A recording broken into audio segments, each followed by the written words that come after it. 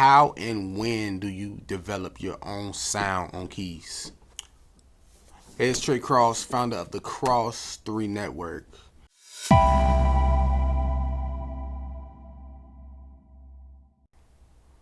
I seen people mess this up.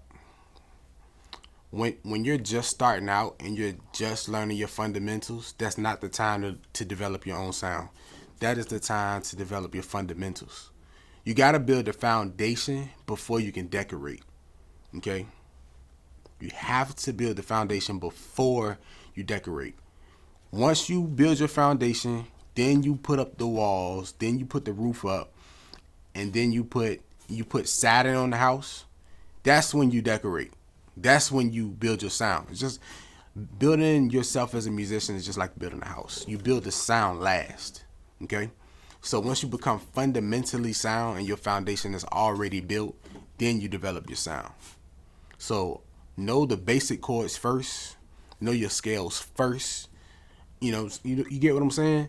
So understand your fundamentals first. Then once you got that down packed, then you develop your sound.